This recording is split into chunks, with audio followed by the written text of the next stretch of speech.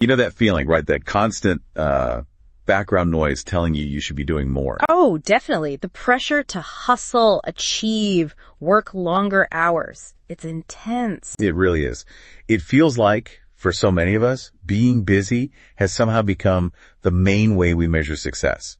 Like it's a badge of honor. It's absolutely seen that way. Constant activity gets mistaken for, real progress or even happiness. It's just sort of the default setting in our culture. Exactly. And that's what today we're doing a deep dive. We're looking at a source titled Redefining Success and Escaping Hustle Culture. A really relevant topic. Totally. Our goal here is to kind of pull out the key ideas. What does this source say is, well, wrong with always hustling? What's the real toll it takes? And crucially, what's the alternative it's suggesting? Right. Exploring different ways to measure success, ways that focus more on, say, well-being and what you actually value, not just how many hours you clock in. It's about challenging that standard definition, isn't it? Precisely. Let's unpack it. Well, one of the first things this source really hits on is how deeply we've internalized this belief that our worth is directly tied to how productive we are. Yeah. It feels like that's taught from a young age almost. It really does. And it trains us to, ignore our own limits, to see rest as, laziness. Or like something you only earn after working yourself to the bone. Exactly. And we end up constantly chasing that next external thing, that validation from outside. Which, when you actually stop and look at it, takes a huge toll. The source is pretty clear about this. Oh, absolutely. This relentless pressure, it says, leads straight to burnout. It affects mental health, anxiety, exhaustion. Drains your emotional reserves, too. And it even shows up physically, right? That constant fatigue. Yes. And that feeling of frustration that just won't lift, or losing interest in things you used to love.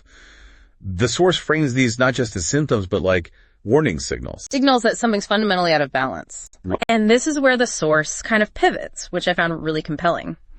If success isn't just this endless chase for more, measured by busyness, what is it then? According to this view. Yeah. What's the alternative? It suggests a pretty radical shift, actually. Success, it argues, is more about cultivating a life that genuinely reflects who you are, your authentic self, and one that brings you sustained joy, built on your core values, not someone else's. That sounds, a lot more sustainable, for one.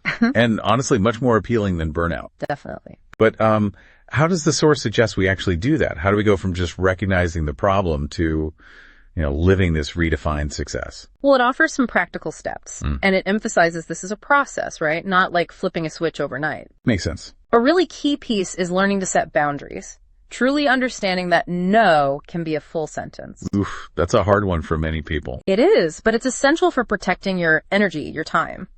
And it also talks about intentionally integrating rest. So not seeing rest as just downtime, but as necessary. Exactly. Necessary for well-being, for creativity, for just functioning long-term. Not a reward, but a requirement. This also seems to involve really tuning into yourself more.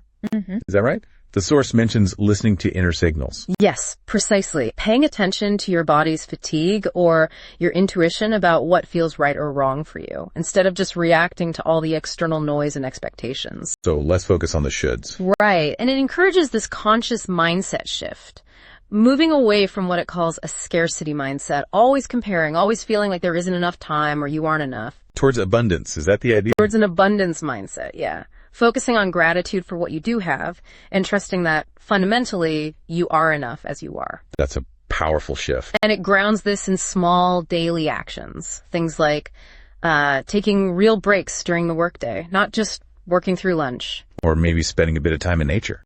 Yes, reconnecting that way. Or journaling, to get clear on your own thoughts and feelings. The source sees these not as little extras, but as fundamental tools. Tools for building that life aligned with this deeper idea of success. Exactly. Okay, so wrapping up this deep dive then. Yeah. The core shift this source presents feels pretty profound. It's about essentially dismantling that link between your worth and your busyness or achievements. Yes. It strongly suggests true success is found elsewhere, in creating a life that aligns with your deepest values, finding real joy. And thriving as your authentic self, not just burning out, trying to be endlessly productive. Mm-hmm.